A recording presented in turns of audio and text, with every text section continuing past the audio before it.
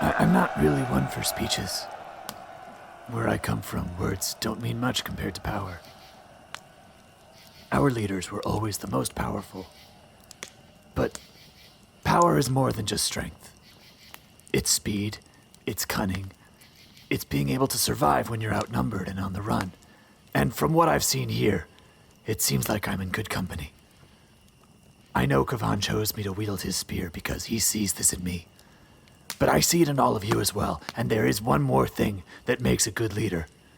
That's being able to choose good people to keep by your side. So let's drink to our friends, near and far. Wherever they are. When last we left our heroes, we learned more of Winnie's origins as she cast Sending for the first time, making contact with Irina at last.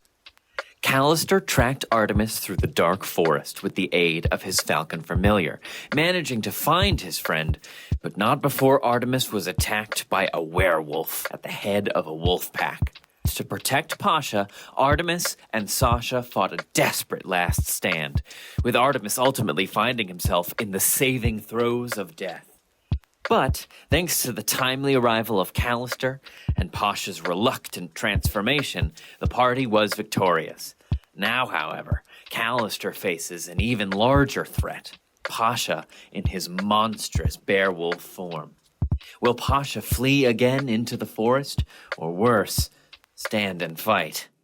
Find out now on the Strahdcast. Close your eyes. Take a deep breath. Shuffle off this mortal coil and transport yourselves to the far, foggy realm of Barovia. And so, to bring us back in, I'd like to take us right to that very moment again. Yes. And so here we are. Artemis lies. Hold on to your butts. Artemis lies unconscious on the forest floor. Sasha standing over him protectively. Callister, you stand arms spread wide, standing before Pasha in his wolf form. And when he's in this wolfish form, his fur is that same sort of rustic auburn color that his hair is when he's in human form. And he still has those scars across his right eye. They start, just above the tip of his right temple and come down across his right eye, forever sealed shut.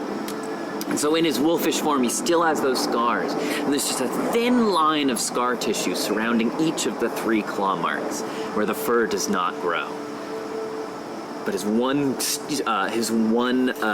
good eye is searching frantically back and forth between Callister and Artemis and the corpse on the ground that he just tore the throat from. And you see a battle take place within him, Callister, and he starts to turn and run off into the forest. Is there anything you would like to do? Yes. I cast hold person. Don't die! What Callister does is he yells, "Wait," and he snaps his fingers, and right by Pasha's ear, he hears an illusion of a voice. Okay. And what he hears is Winnie.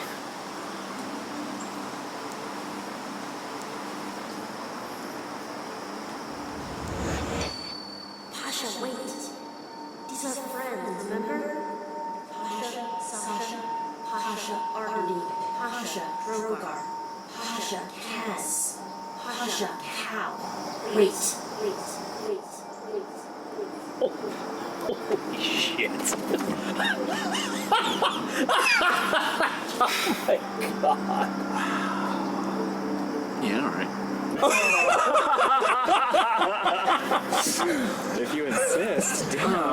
Wow. Way to go, Dan. Way to go, Let's man. see what happens. Hell yeah. Let's see what happens. That's fucking awesome. So Callister goes. So Callister's Talking arms. about thinking about it all week. So Callister's arms are splayed out. He's trying to seem as little threatening as possible, and he's locking eyes with Pasha, and he sees that Pasha's not having it, and he's going to run. And All right. Callister yells, "White mate!" and he doesn't stop, and so he does the snap. And what's that minor illusion? Mm-hmm. My cantrip. And it's like so close to his ear that he can feel the sound vibrating. You do it in Winnie's voice. In Winnie's voice, yes. Okay. It's Aasimar ASMR. Take an inspiration. Wow. Way to go, Dan. Much deserved. Very much deserved. Way to go, Callister. Yeah. Roll me persuasion at advantage. Come on, baby. One of those got to be Come on, 20. baby. Very good. Yep. Great. And it's a 23. Yes, yes.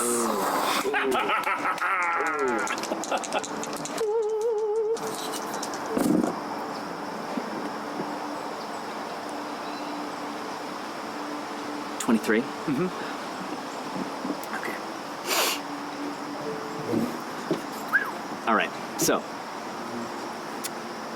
he was standing there, swiveling his head back and forth between Artemis lying on the ground, you, the body. You see even in his like, you know, even in his enormous elongated wolf snout, you see the battle kind of his mind going 1,000 miles a minute, and he turns to run, and you cry out to him, and you snap your fingers, and you see him. He does not obey your command, but you snap your fingers, and you see him just freeze, right?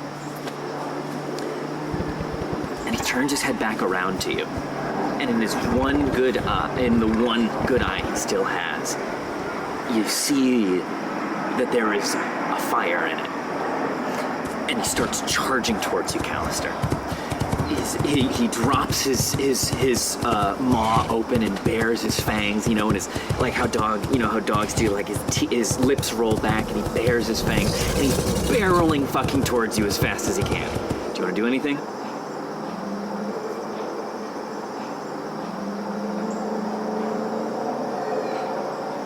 Callister waits. He's barreling towards you, like howling. And he's close, like it takes him, he's maybe like, you know, like, I'm so bad with distance, we have 20 yards away from you in the forest, and he covers that in like a second. And he's almost right on top of you, and you can feel his hot breath on your skin as he charges towards you. But then his claws dig into the earth, scraping deep gashes in the forest floor, and he just comes to a rest like inches from your face. And he opens his maw, and his canines, Callister, are the size of your head, and he just roars into your face. Do you do anything? Callister is like all the blood is drained from his face,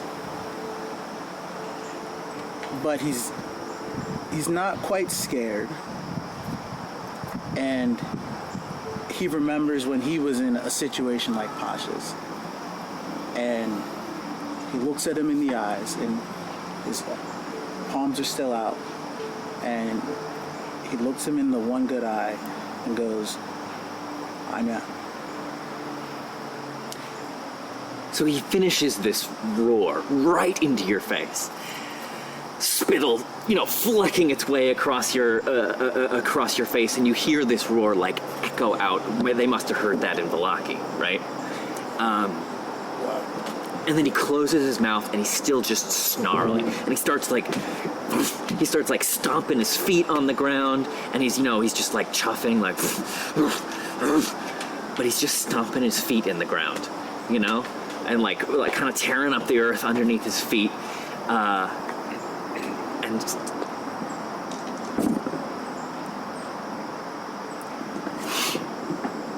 and slowly, but he does it, you know, for maybe like 30 seconds or so, and he like lurches towards you a little bit and then backs up and just tears at the earth. And slowly but surely you see the steam start going out of him, you know? Like he's just like, he's like pawing at the ground and snuffing and snarling and baring his fangs, and like you'll see like his shoulders start to slump for a second, and then he'll kick back into it and charge forward you a little more. And this whole process only takes about maybe 30 seconds or so, but it feels like a fucking eternity. Until finally, you see just his shoulders start to slump, and his form starts to shrink, and you just start to see that reddish fur just kind of pour off of him, you know, and hit the ground. And he starts to shrink back down, all the while he's still just pounding at the ground, until finally, kneeling on the ground on all fours in front of you, surrounded by like a ring of this fur that he just shed off of himself, is Pasha, and he's still just kind of like with one fist just smashing it into the ground. And he looks up at you, Callister. He raises his head finally, with tears just welling up in his one good eye, like obscuring his one remaining eye, tears streaming out of it. He just looks up at you. Is Artie okay? Thanks to you, yeah. That's why I came out here. I came out here to make sure Artie's okay, and I came out here to make sure you're okay. He's just like shaking and shivering. Are you okay? No! Me neither.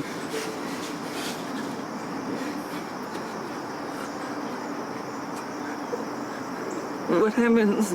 No. What happens now? If you want, me and you can make sure Artie gets somewhere safe for the night. And we rest. And then we can all decide together what we want to do in the morning. Yeah? Okay. All right. Now, I don't want to put these two wolves down. I'll put them to sleep. I'd like them to stay that way. So why don't we find a place to hide Artie? Okay. All right. Can I help? I would love your help, mate. Okay. And he kind of starts to pick himself back very slowly, kind of gets back up to his feet.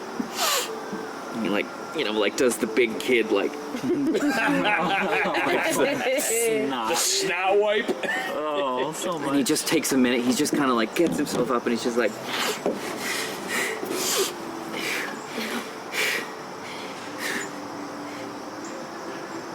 okay, I'm ready. Callister takes off his cloak, puts it to the ground, and he starts going to work. He looks around for a safe place to hide Artemis while he's unconscious. Okay. Give me a survival check. I got a 13. You just get around the sort of clearing here. Can I use do I have a better thing? I feel like I have a better thing. No, that's it. All right, sorry. That's fine. You scan the area around here quickly, and you actually think that the sort of canopy of the tree that Pasha had hid himself in would actually provide pretty great cover for the night. It's sort of like a wide open, kind of like like how like The Deku tree. Yeah, basically, yeah. It's like a mossy oak that they have down in the south. Yeah, right. It just kind of Wide. like spreads up and makes Huge almost a little big bowl branches. at the top of where the branches start. Cool. So you think that might be a good spot? All right. So I turn to Pasha and I go, I think I saw you up in that tree earlier. That looks like it might be a good place for Artie. It's the best place I found. Yeah? Then let's trust your instincts. Okay. All right. And he walks his way over to Artemis, and as he does so, first he just goes to Sasha and gives her 2 scritches right under her chin. And he said, he just goes up and scritches her right under the chin, and he says, "Vasa das Leile." and then he bends down to you, Artemis.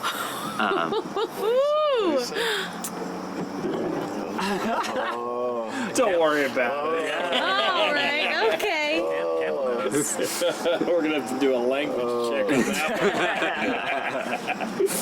Yeah, I didn't even hear because I'm still unconscious. You're out like a fucking light, dude. Callister, what the hell he say?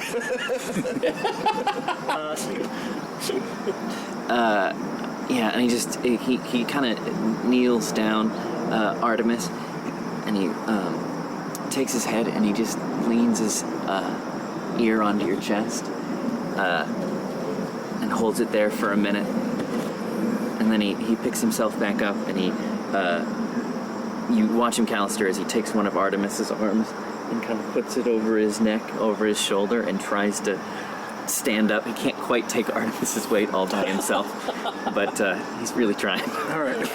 So, Boy, he's really giving it his all. so Callister, Callister takes a deep breath and collects himself.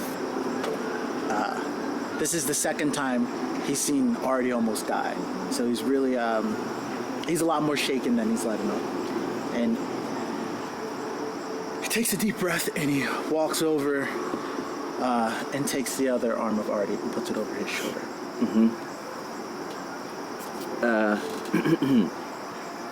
I'll get him up a tree. Do we have any rope? Do you? Does Artemis have rope? Yeah, you should. Silver rope, don't you? That wasn't. think Kaz has- I had. Does Kaz have the rope? Well, I do have rope, but I think there's enough branches that like between the two of you, you can kind of like carry him like a jaguar. Yeah, because up the I'm a good branches. climber. Yeah, and, sure. and I assume so is Pasha. So do an But anybody athletics that check with started with advantage. an adventurer's pack will have rope. I forget what his other thing started. Well, let's see, because you're a. After what? Of the Dungeoneer's bag or something like that. I did the adventures one because I came with like the bedrock. I got a 14. Yeah. I came with rope. I have rope. Yeah, you have like I think you have like Probably like 50 feet. So it takes a minute, and you're kind of like ladder climbing, the two of you up with Artemis's arms slung over your shoulder, and Sasha helps as well. She's like bounding from branch to branch and like tugging at his cloak, which are also helping. But you, it's not easy, but you manage to get him up there and up at the top. It's like this lovely kind of bowl shape formed by the branches. Yeah, so. All right, so we finally have him up there, and Sasha followed us up. Is that right? You said? Yeah, she's actually kind of jumping from one branch to branch, even a little bit higher than you are, kind of looking out across the area, just making sure there's nothing else that needs attention. All right. So Callister has Artemis safe, has Pasha relaxed without the collar, which is quite the surprise. Yeah. And Sasha's watching them both. And so Callister turns to Pasha and says, "Thanks, mate. I don't think I could have gotten him up here by myself.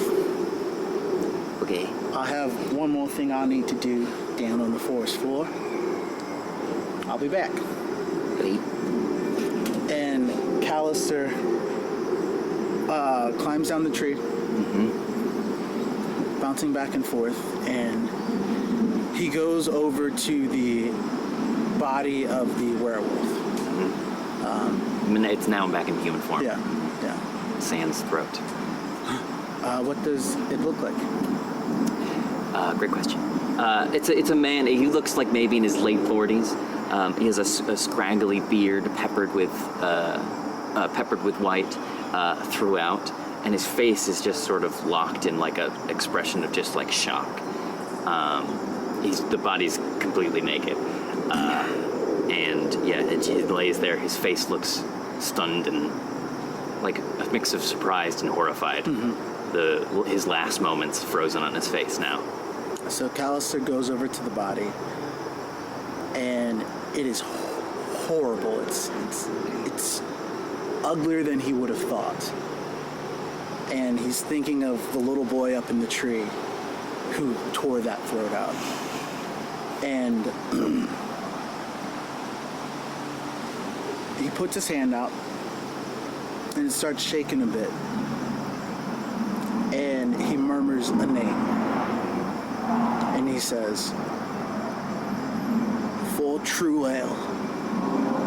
And miles away, probably 6 hours on foot, you hear a tree start to creak and crack as a dagger twists and turns and shifts and twists and turns and pulls itself out of the tree, orients itself, and in a line of light makes its way through the woods back to Callister and ends up in his hand. And he goes to start to do a rite for this sad dead man.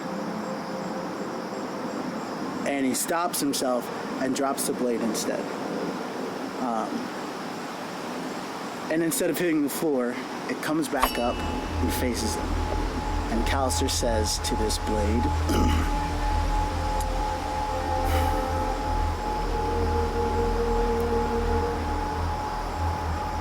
"We're not disposable.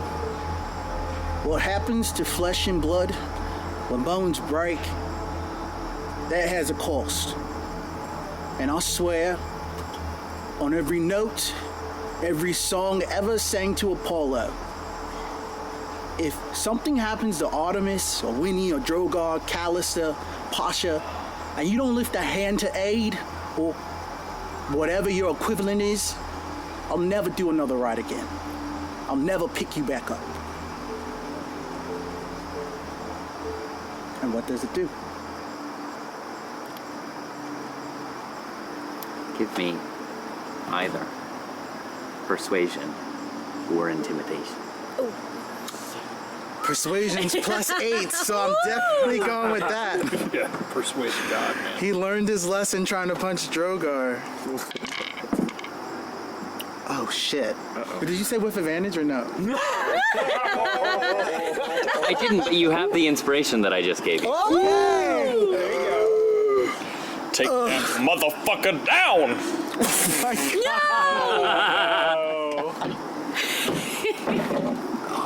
Not feeling very inspired. Curse you, dice gods! I got a 12.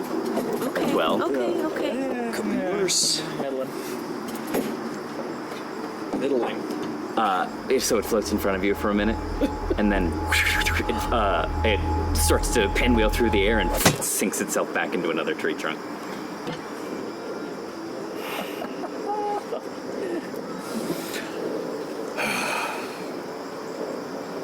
So Callister's exhausted. He's been running for 6 hours to catch up to Artemis, scaled a waterfall, fought a fucking werewolf, just got screamed in the face by a wereboy. He's like so tired that his wrist, his ankles ache. And he looks at the dagger and turns around and then looks at this poor soul and does the right anyway. Do you want to describe that? Yeah.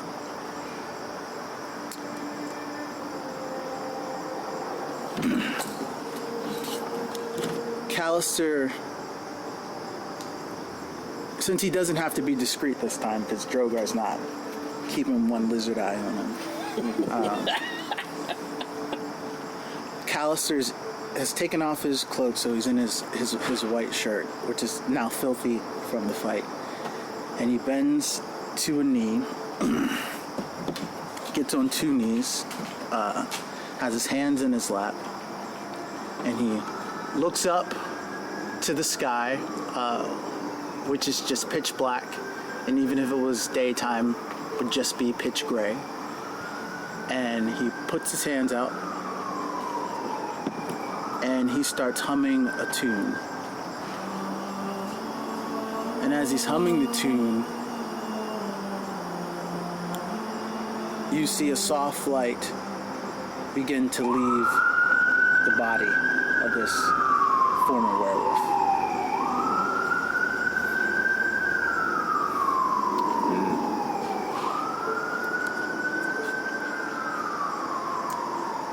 Give me a perception check.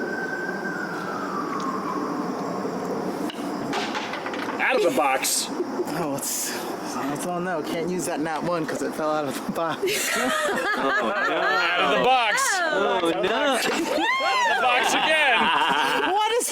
Wait. That nat 20, however, I can probably use it. When I get you. Crack die. Roll again. Oh my god, Dad! Roll better. All right. Okay.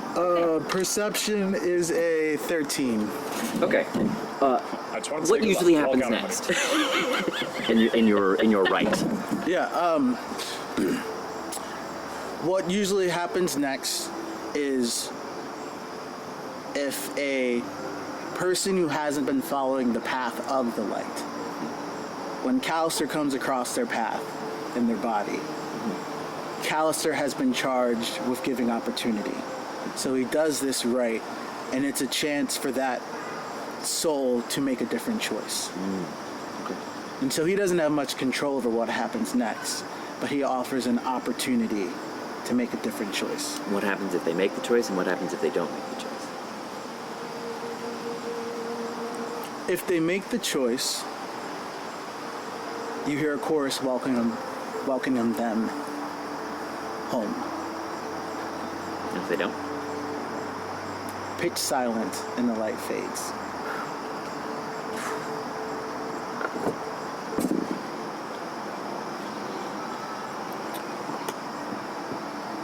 So, just as you've observed so many times before, you see it float there for a moment, perhaps milling over what the rest of its eternity is going to be like.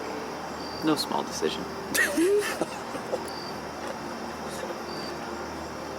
You can almost feel the warmth coming off of it. And if you listen closely enough, you can kind of hear the thrum, the heat, the vibration that signifies life, that gives life flexibility. Secret fire, one might call it. And it starts to rise up into the sky. Roundabout, you would expect to hear the chorus sing out. This horrifying sound, like screeching nails on a chalkboard.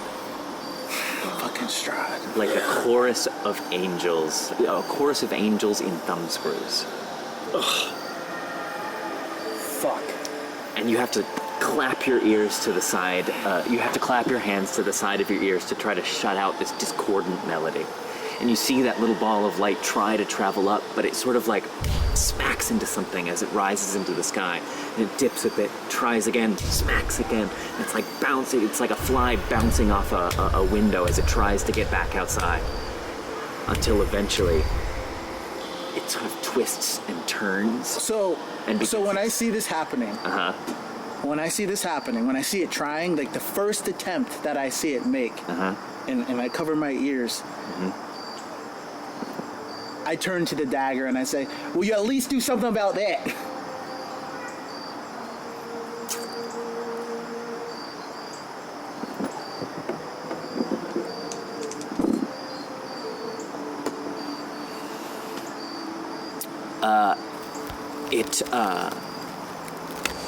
It gets itself back out of the tree branch and flips back over to you and just hangs there for a moment, floating in this sort of very pregnant pause. And then it just floats down and back to the sheath. And the light above gets seemingly torn into pieces. And you can almost hear one final scream amidst the horrifying chorus. And then all is silent.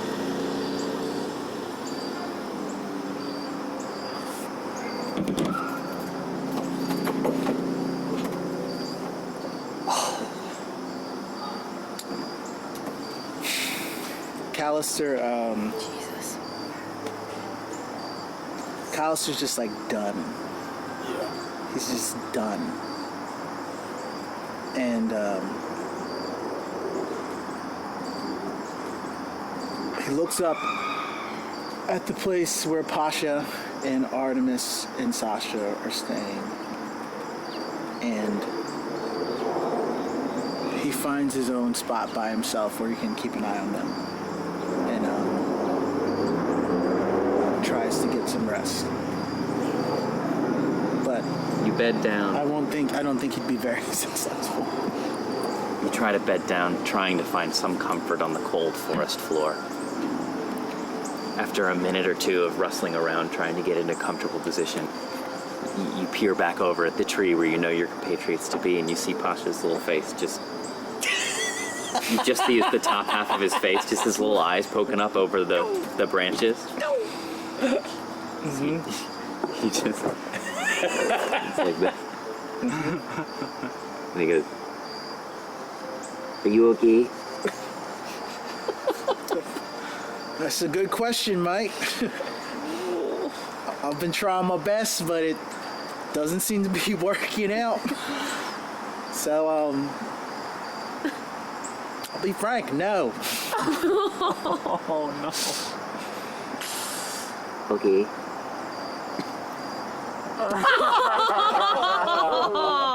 Oh, fuck! And a few minutes later, you hear, you kind of like scrunch yourself back down into the tree roots or wherever it is you've or against the stone, wherever it is you've come to rest, and you hear a soft fluttering sound. It's something in the dark. Something kind of cuts through the air and comes to rest in your lap. And as you look down, it seems to be one of the leaves from the tree folded into such a shape that it would glide through the air.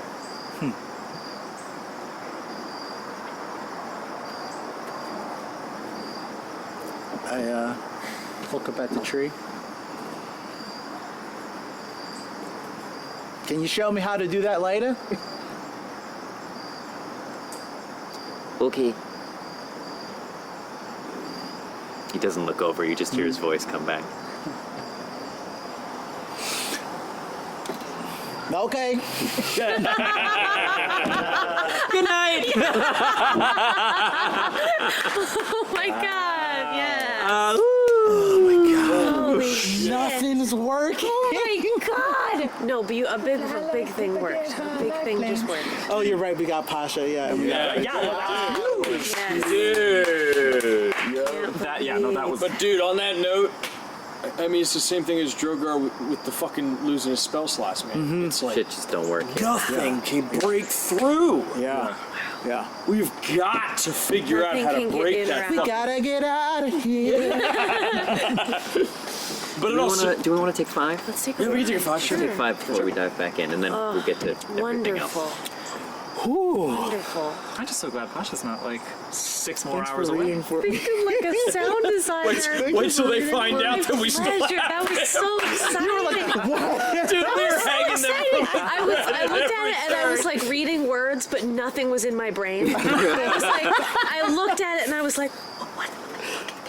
Before I could like make words. That's so exciting. Dan, how long So exciting. have was you really known cool. that you were going to do that? Oh my Which God. one? Which thing? The thing, the text. Winnie's voice thing.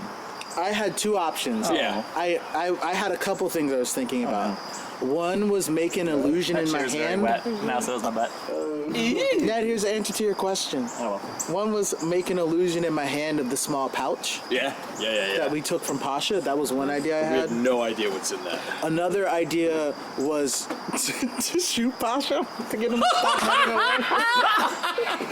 away. Wow, way to make my look my whole my person God. look like I take out fucking my nothing. human gun. It was Shoot him in the head. It was gonna Gee shoot Pasha because I had I have his collar behind my back. Sweatpants guy? No, I'm good. I'm good. Ned, listen, I have his There's some collar words. behind my back with my mage hand. And so I was gonna shoot him just and then sitting down. bear out of the way and try to get him. Yeah. And I was asking Trevor if I could retcon and try to make some other choices. And he was like, yeah, but this point, it's not gonna be this is real dangerous. And something like not shooting him. And then I was like, Maybe not shooting and I was with like, a human gun? and then I was like, also having an illusion of his like most precious, valuable thing. I was like, that's kind of shitty too. Yeah. And so I went with the. Where is that pouch now? Does he have He it? has it. He has it. Okay. And so I went with, With the astral projection. with the voice of Winnie. I went with the voice of Winnie. I was Wow. not ready for So, that. like, That was so I was not prepared. cool. No, I could see it on your was not face. prepared I for could that. see your lack of you know what I readiness. love doing? Catching Trevor off. I was not prepared for that. Got him. Popping off. Ooh, do you know what my blade is? Do you have any idea? Yeah. You do? If your god is Apollo, I don't. And which I want to keep think, it that way. which I think you and Drogar are gonna have a conversation because Many conversations to be had. yeah, yes. because Oh yes. so in Drogar's backstory, the knights that saved him Yeah. from got him. Tiamat were the knights of Tyr, Let's see him. and that's the first Pasha, one. does Pasha have any heals? So I think that our god is much more similar. Drew, You know what I mean? Like I think that our god is the same god. I just know like what he was taught to do. I see. You know what I'm I saying? See. What's the Norse version? Murder. Tyr, which is the god of justice and the god of righteousness and the god of peace and love. And, you know, he's the one who loses his hand to Fenrir when him and Odin are trying to tame it. Yeah, there's Not to say something I else. forget how you say it, but there's a type of celestial called a Agathinion or whatever. Yeah, and they can take any shape they want. Like they don't have an actual form. Might be it. And sometimes they take the shape of inanimate I objects. thought he was Oh, going. incredible! So, I thought he was going. Yeah, that's what I thought. But you're gotta figure out talking. what When you say sure. Apollo, you mean how's Artie gonna react when he wakes up and Pasha's there? Oh my gosh. How much of that, all that is he gonna remember? Callister's so He traumatized. remembers Pasha jumping down and then he blacked out. dude, we all are. so traumatized. When we think about it, like we are all God. so fucked. Oh my I god. can't believe those rolls were so bad at the end.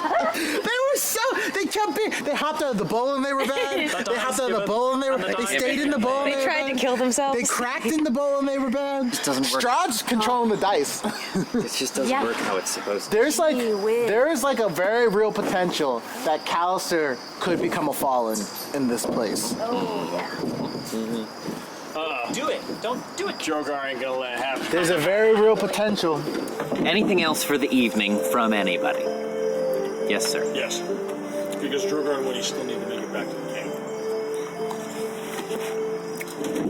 camp. You did a trail of breadcrumbs, right? Okay, give me a survival check with advantage. That's a good point. That's a 17. Oh, yeah. So you walk for a time. You walk for a time, not for very much longer, with tiny little Winnie. Are you how are you, Winnie? What are you up to in Drogar's arms here? A lot has happened. Yeah. But I'm up now that I heard from Irina. Mm-hmm. I'm up.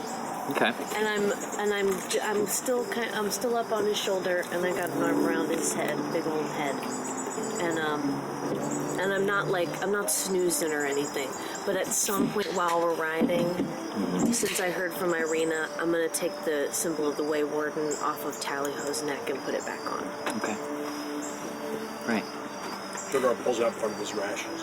As he sees the crumbs, his stomach starts to go. It's been a long day. And he just pulls out a piece of like a loaf of like ration bread.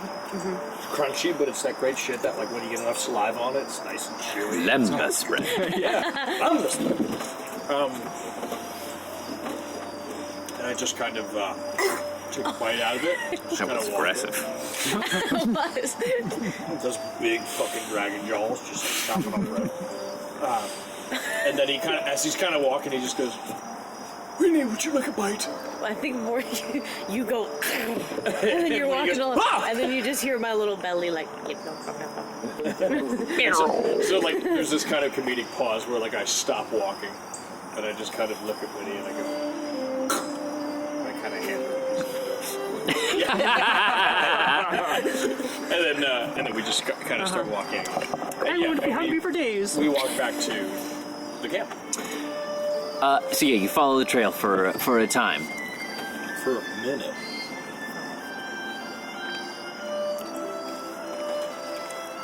Yeah. Eventually, you begin to hear further rustling in the forest, and then emerging from the shrubs around you, that familiar sight of these warriors dressed in leathers and hide, clutching spears. They have sort of meld out of the forest around you again, coming to circle you, with their spears leveled at you again. And they walk up, and one of them looks at you, Drogar, and Winnie, and he says, "Hi, I remember you." I'll just start waving at him. It's us from before. I was waiting for that. Like, yes, say it. I want to retrieve this little one before Strahd can get his hands on them. I hope you don't mind me coming back late. You have our friend. Oh, certainly we do. And he sort of takes down his spear. All of them raise them up a little bit, and he plunges it into the dirt. She put on quite the show. Follow us. And they take you back to the Berserker camp, as described previously. And you find Cass Sitting on a throne. Spear at her side.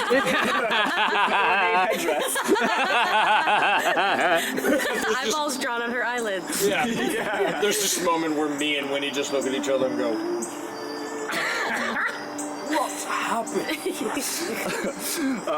Really, she's probably just sitting around the fire with everyone else, enjoying. I assume they're treating you like fucking royalty. I think I've definitely earned their respect. Yeah. After the fight, you were presented with varied meats. With what? Oh, Varied meats and ale. Yeah. So she's she's taken part. I assume we're all sort of feasting and celebrating. Yeah. She's she's trying to stay. She's being moderate with her consumption. She knows that she still doesn't know where some of her friends are. So she's she takes it easy. Mm-hmm. Usually Kaz just 3 sheets to the wind the second the party starts. Around this big, massive bonfire at the center of the camp, the Berserkers have sort of gathered. As you've just been sitting, sort of enjoying the festivities, Zarya has been drinking heavily and has subsequently been facing a string of contenders in an arm wrestling contest and throwing them each bodily across the field. She starts to slow down after the first person loops around and comes back, but it carries on in much that way. And so after some time, you hear. The one who was sort of addressing you and led you into camp the first time, the Berserker, say, "Hey, Kavan, your compatriots have returned." What?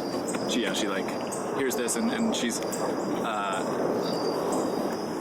from whatever degree of fun she's letting herself have, she snaps back into being fully sober and just springs up to her feet and runs after. You look over and you see Drogar making his way through camp with Winnie up on his shoulder.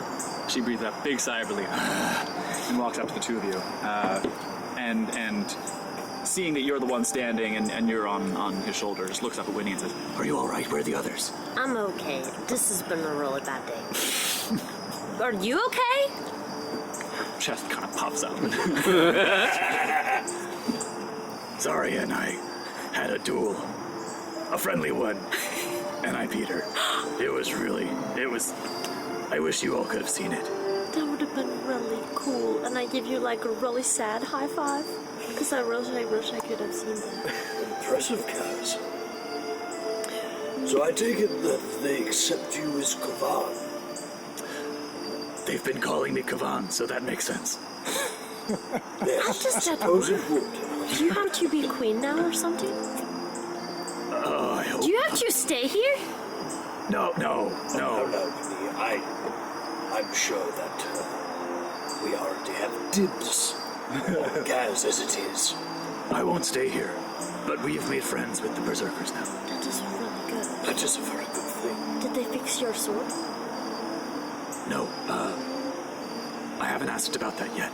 Well, but thank you for reminding me. Keep it a little hush-hush for now. Okay, yeah. Have you seen anybody else? Have you seen Callister or Artie? I was hoping you had. I fear that they're in the forest for the evening. But if I I'm certain of anything. The light has protected them this evening. If Callister is half the man I assume he is, I'm sure he found Artemis and Pasha just fine. And as we both know, Artemis is quite the tracker.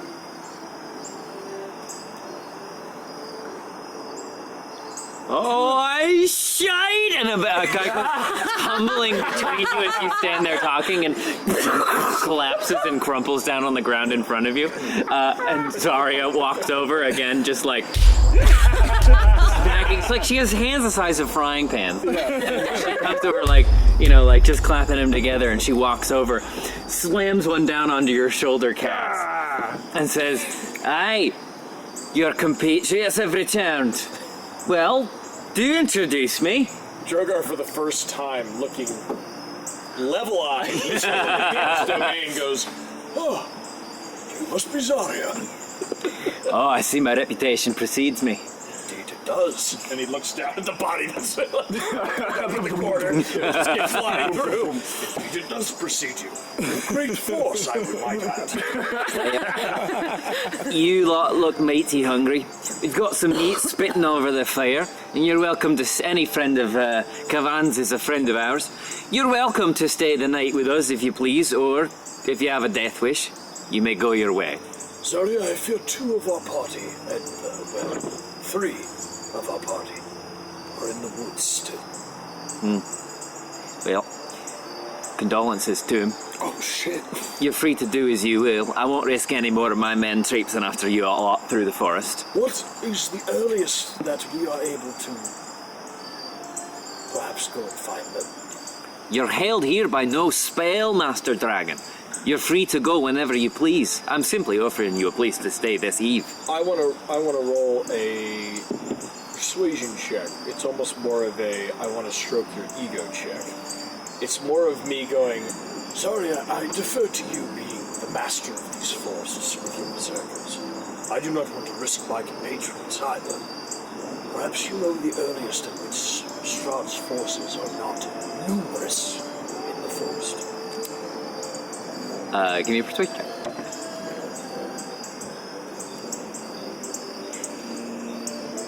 That is a 15. 15? Middling. Blow your flowery prose in someone else's direction, Master Dragonborn, would you kindly? Look, the bastard goes to sleep in the morn, and most of his cronies go to do whatever they do come the daybreak. So as you can call it here in Barovia. And I'm master of nothing, I'll grant you.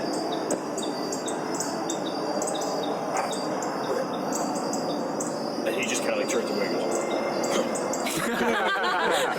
Master only of this ragtag group of misfits. Once we were masters of this whole valley, but no longer. You can thank those damn druids over on Yester Hill for such. Well, might I be the first to tell you that they will no longer be bothering you? How's that? Did Kasle tell you? Did you? I don't know if I did either. I don't think you did. I think you just started. That was a real question, did Kasle tell you? That was a real We'll talk later. Let me be the first to tell you. I'll hear it from this one if you don't mind. We killed them.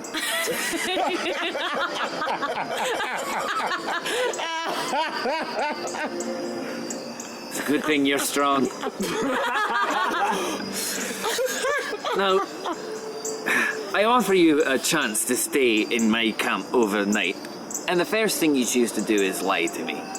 How could you, wee band, have managed such a task? There's an army of druids up on that hill. There were 6 of them? We killed 6. What? And a big tree. And the one you call the wild child. We didn't kill him, but he's not a threat anymore, we don't think. We saved him. playing a bit of catch up here. You've got me at a disadvantage. You're saying there were 6 of those bastards up on that hill, and a giant tree, Correct. and a few hundred of them suddenly missing. Where could they have gone, I wonder? My estimate perhaps might be the tree had to have come there somehow. Those bastards. Let them rot, I say. So you're saying that Yester Hill now lies free of their corruption? Once we left it, not a single druid lied breathing. You have accomplished what we have not managed in far too long a time.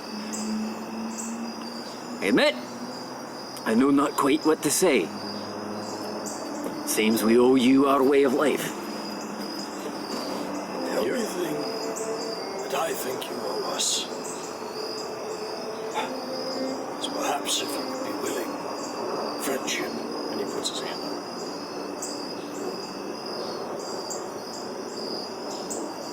Give me a strength check. Get him. Sight! What is it? Fucking come look at that. All right, shit. Okay. What is it? Is that 20? Nat 20. Oh my lantern! Wow.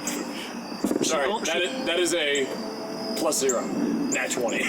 She only 20 breaks. +0. That is a natural and a dirty 20. She only breaks your pinky. Yeah. She grabs hold of your hand. Yeah. And you can feel her kind of ripple her fingers a little bit. Yeah. And you feel like your scales dig in a little bit, and as she draws back, she's got little tiny fat. Get out of here, Strahd. Stop watching us. Yeah, there he goes. There you go. This is And Drogar immediately is like, Oh, I'm so sorry. I forgot to mention that they are razor sharp. oh no, that's quite all right. It's important to be bled every now and again. This news is not quite what I expected today. Forgive me, you must give me some time to adjust. As I say, you're welcome to stay the night with us. You'll be safe. You have my vow. Take all the time you need. I would like to keep this as a sort of base camp until I can find the rest of our party. In the morning, come what you call daybreak, the lightness through the clouds. I will venture forth and attempt to find my friends Artemis, Callister. Very well. Gone, ye say, the druids are. They were trying to summon this, big old tree god thing. It started to grow, vines and stuff. Do you know anything about that? They were doing, a ritual. Whatever fell sorceries they got themselves up to, it seems it's finally come back round to bite them. Wish they'd been courteous enough to tell us they would wipe themselves out. Elsewise, much blood could have been kept from being spilt. You said there was hundreds of them before? Where? What the heck? This is a hard place, little one. Life is cheap here. 100 lives. What's that up to more than an acorn? I don't think I agree with that. Well, then you hold on to that. Trevor puts a gentle arm on Winnie and just kind of looks down at her and smiles because that hope is the type of hope that, we keep radiating as we go through this world. And he's just so fucking proud of all that she's been through that she's still no, I think you're wrong. That 12-year-old innocence that's that's not right. If you'll excuse me, I shall retire. I'll organize a sortie to the hill tomorrow and see for myself. But for now, you have my thanks and a place to stay. Thanks. Okay, be really careful when you go there, because there was one guy that got away. There's one guy who ran away. Don't let him sneak up on you. One lefty. Yeah. Well, that's good. I was beginning to think I'd missed my chance. And she cracks all of her knuckles. Sounds like stepping on bubble wrap. And then I'm just gonna go, and then I'm gonna run at the closest food. Yeah, there's a full wolf with all of the fur off, just crackling and, oils and fats dripping off it into the fire with pleasant, pleasing sizzling sounds as it hits the flames. I'm gonna just run over there. Just carve a hawk off. I'm just gonna run over there, see how everybody else is doing it. Yeah, it just seems like people are walking up with some sort of knife and just taking a stick off and then just eating it with their hands. I'm gonna run over and I'm gonna see that and I'm gonna go, eee. No, run back to where Kaz is. And then wait and we'll go over together. Come here, let's get you some food. You look hungry. I'm really hungry. Okay, yes, guys. Well, where are you going? I need to freckle our conversation. Please be careful. And he kind of leans down against it.